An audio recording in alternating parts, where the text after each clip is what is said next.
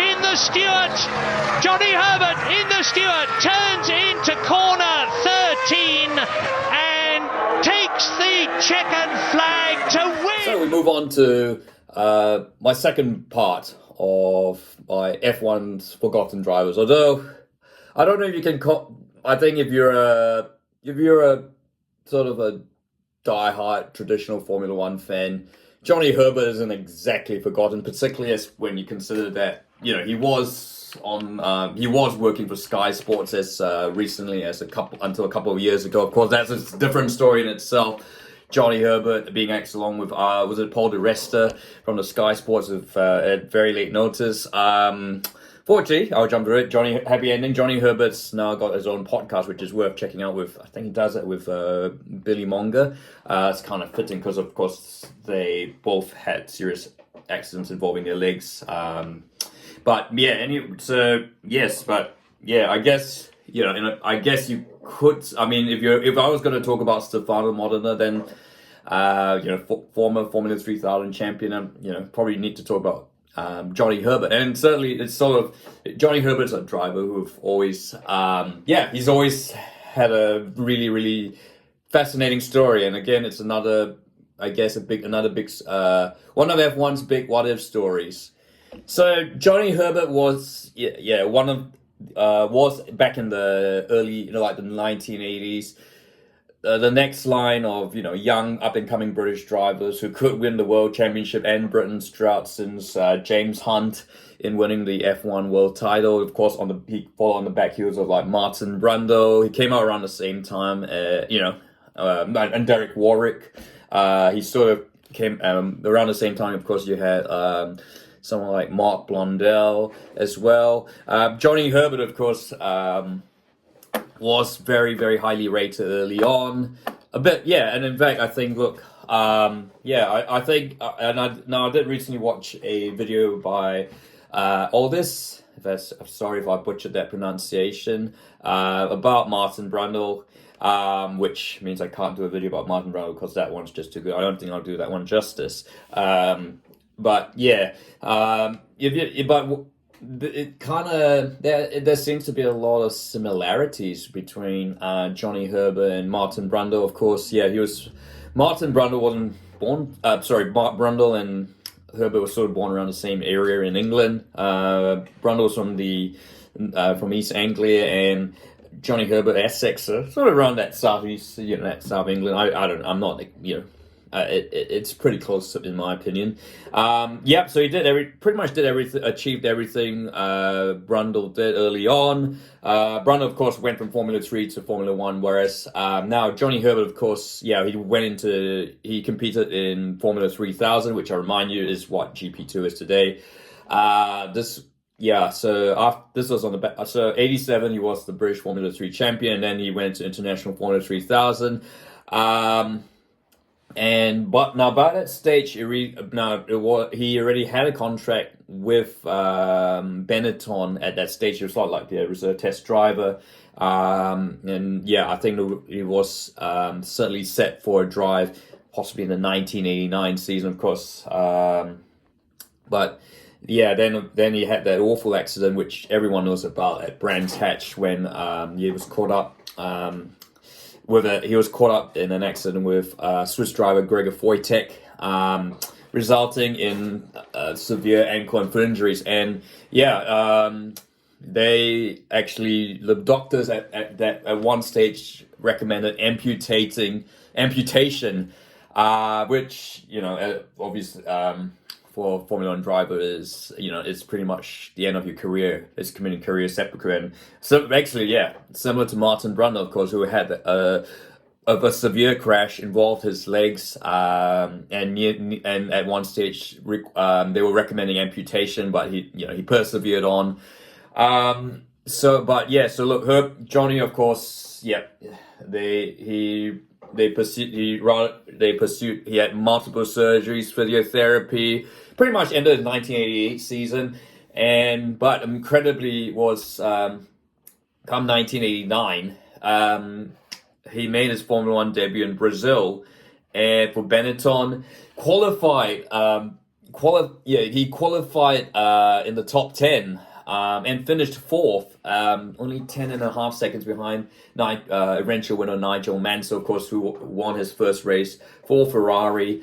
He was actually just over 1 second behind Maurizio Guglielmin, who finished third in the Leighton House March Judd. Of course, if we remember, that was the team when the team had Adrian, a fledgling Adrian Newey. So very, very impressive performance. And of course, Herbert of course had Alessandro Nannini.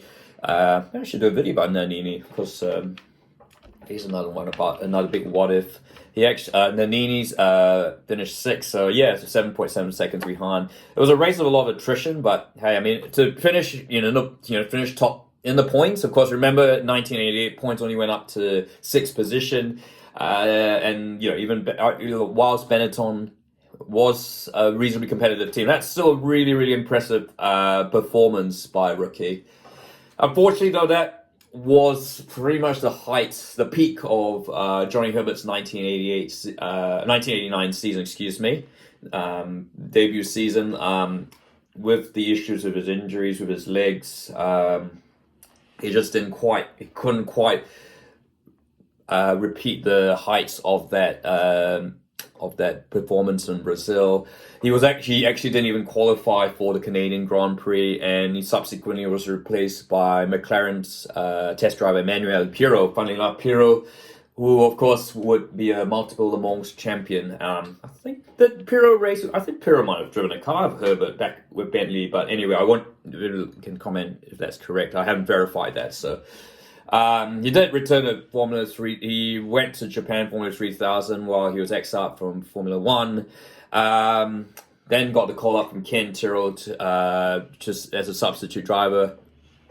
But yeah, look, it was pretty much that was sort of the start. I think with Herbert, that it was really the tail. He was, harshly, you'd have to say, whether he liked it or not, he was a journeyman in Formula 1. Eventually, he came to, settled at Lotus, which by that stage, of course, was pretty much on its, in its dying embers. They had lost the Camel sponsorship. That they were running Judd engines. So he came in for ironically enough, he substituted Martin Donnelly after the Ulsterman had that horrific crash, which I hesitate to watch. I mean, he was lucky to live, but it's an awful crash to watch. And he eventually secured eventually got a full-time drive. He was partner with Mika Häkkinen in 1992, did reasonably well. Then came 1994. Häkkinen, of course, down to McLaren now, having replaced Michael Andretti halfway through towards the end of the 1993 season. Lotus had the Mugen Honda engine, and they were pretty much backmarkers until the 1994 Italian Grand Prix, when Johnny Herbert famously qualified fourth, and then got taken out by an errant Eddie Irvine at the first corner. And of course, because they only had one of those engines. It was pretty much they put all their resources. They pretty much chucked all their resources onto this engine, and it was ultimately really epitomized. It was probably like a bit much like a Greek tragedy, really. It just that engine with that first corner accident, Lotus pretty much died there. Because after that, Johnny Herbert, by that stage, Johnny Herbert moved to Ligier, and then eventually to Benetton to support Michael Schumacher, and then Lotus were, within a couple of months, Lotus were no more. Now this, with the move from Ligier was to Benetton, was part of the deal for Renault to get Benetton to get the Renault engines, because at that stage, Ferro Briatore and Tom Walkinshaw had purchased Ligier. And so Johnny Herbert was sort of that part of that Renault engine package. And of course, and it was drafted a bit early because, of course, Benetton were fighting Williams for the constructors' title, but Johnny Herbert didn't finish both races, the Japanese and Australian Grand Prix. But yeah, look, certainly he's shown enough pace, and of course, Benetton persevered with him in 1995, and so 1995 was arguably Johnny Herbert's best season. And when you think about it, that it does, as I said, yeah, it certainly mirrors his fellow compatriot Martin Brundle, where both of them, they were very talented drivers who suffered severe crashes that kind of effectively destroyed their careers, and having their best seasons with Benetton. Of course, Benetton in 1995, they won the constructors' title. I mean, and the driver and Michael Schumacher won his second consecutive his second world title. Arguably, top two car. I wouldn't say it was the best car on the grid, but some would argue the Williams was better. But it just that Damon Hill and David Coulthard just had pretty disappointing 1995. Michael Schumacher was on top. But yeah, look, Johnny Herbert, was a consistently good driver. He was never what were they expecting? I think they were. Johnny Herbert was signed as a number 2, clearly Michael Schumacher. Like in the same way, any, like say Sergio Perez for Max Verstappen, and then you look at Rubens Barrichello, Valtteri Bottas.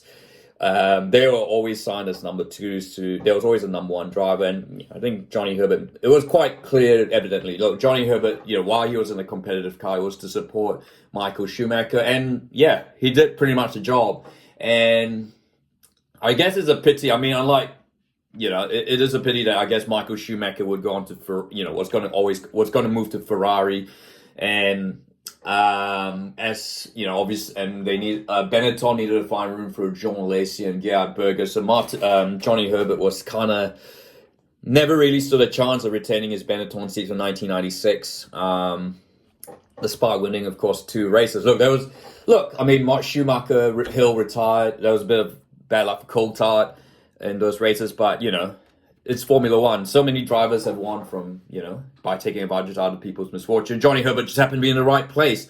And I think, to be fair, it is justice for what, he's had to go through. He's persevered through early in his career. So I'm not good. There are certainly popular wins at Silverstone and Monza. Of course, winning at Silverstone as a British driver is always going to be one of, if not the high point of any British driver's career. So, and of course, those wins certainly came a long way to helping, along with Michael Schumacher's 9 wins. It went a long way to helping Benetton win the constructors' title. So I don't think you could ever dispute that Johnny Herbert's spell was this. Johnny Herbert's spell was worthless. I think he did what he did there, and yeah, look, Michael Schumacher, and it's always going to be hard competing against one of the greatest drivers of all time. So dropped by Benetton, went to Sauber, and continued to show his form. Got a podium at the 1996 Monaco Grand Prix again. He was there, as typical, I guess. Look, I guess just during a bit, Johnny Herbert's always been sort of considered one of the unluckiest drivers. Although I think Chris Amon from New Zealand will have some arguments about that. Whereas Johnny Herbert, his 3 Grand Prix wins, in the and most of his, and the 96 Monaco Grand Prix podium were all down to a bit of luck, really, because he was there when everyone else crashed out or had issues. But I guess maybe he's used all his luck in those instances. But hey, Nico Hülkenberg, as I write this video, still hasn't got a podium. Or Nick Heidfeld didn't win a race. So hey, I think that's Johnny Herbert's done pretty well. Anyway, Sauber, 96 to 98. Like, Sauber was never really going to win races. He did well getting on the podium, getting a couple of points. Then, of course, he left Sauber when Alesi came in 1998. He finished 6th in Australia, but just disappeared after that. So he went not happy, and he had some issues with Sauber, and he left and joined the 3-year-old Stewart team, I guess. Yeah, he got a bit lucky because Stewart had a really, really competitive, unreliable car. And while, he was out qualified by Rubens Barrichello, for most of the season. He was the one who got Stewart's maiden Grand Prix win, of course, in that 1999 European Grand Prix. And I really not really going to spend too much time talking about that. It is certainly one of the greatest, most exciting races of all time, and that would ultimately be Johnny Herbert's last ever Grand Prix win. And so, yeah, look, I guess 2000, there was a bit of misplaced expectation that the newly rebranded Stewart team would compete they're now Jaguar with the full backing from Ford that they were going to compete for the title, but it was far from the case. Herbert was completely out qualified and mostly outraced by Eddie Irvine, and didn't even score a point. And his career ended in an accident where he had to be stretchered off at the Malaysian Grand Prix, which I don't know, it's tragic, but seems a bit appropriate for some bizarre reasons. So that was the end of Johnny Herbert's Formula One career. He did a little bit of testing. He did try our Indy cars, but nothing came of that. Went to Le Mans, and had some really good results in Le Mans, and then went to the Sky Sports commentary team, which for a couple of years, of course, he had famous for that little roast that he had from Fernando Alonso. Of course, he said that Alonso should retire, and then Alonso came out and said, "You don't know what you're talking about." I'm kind of with Johnny on this one, though. I think that, but who knows? But and then of course, Herbert now was dropped by Sky Sports and now runs a podcast. So, so that's Johnny Herbert there. Yeah. So again, the thoughts. I mean, look, as I said, Johnny Herbert has some. I think in retrospect, I think Herbert got the best. Herbert, I think you could easily have the same conclusion for Martin that we had for Martin Brundle, for Johnny Herbert, and that they both got extremely good results given the injuries that they had that made a significant impact on their career. Johnny Herbert got 3 Grand Prix wins. I mean, lots of drivers never won races. He got a few podiums. So I think his results are respectable, and it demonstrated the potential that he could have achieved. I mean, some might argue he probably could have been. Some might argue he was probably more talented than Damon Hill, but who knows? He certainly demonstrated race car intelligence and, more importantly, resilience that a lot of even arguably more talented, fitter drivers had. And I think it is a career that we're proud, to be proud of and should not be mocked. And of course, he's a really, really nice guy, really funny guy, and I'm one of the most popular F1 drivers. And again, I guess with Martin Brundle, it's another big what if. I think he could have been world champion. I mean, if I give it, I'm certainly thinking of Stefano Modena, who was talented but just didn't really have the temperament. Johnny Herbert definitely had temperament, resilience in spades, and made the most of his disabilities. And I think it's an inspiration. And I'm hoping, even if he's out of the Sky Sports limelight, that at least he's got his podcast and he gets surely worth picking up one day, because I do certainly he's a guy, certainly a driver that I've always liked. So. So I think, it is, it's certainly, definitely a very, very interesting story, read Johnny Herbert. But what are your thoughts on Johnny Herbert? Did he deliver on, were his results, does he deserve a bit more respect than what he might have received when in the immediate aftermath of his retirement? Or perhaps was he treated unfairly by the likes of Benetton and the top teams? Could he have been world champion if he hadn't had that accident, Brands Hatch? And just like to hear your thoughts. And look, if you like this video, feel free to like and don't forget to subscribe.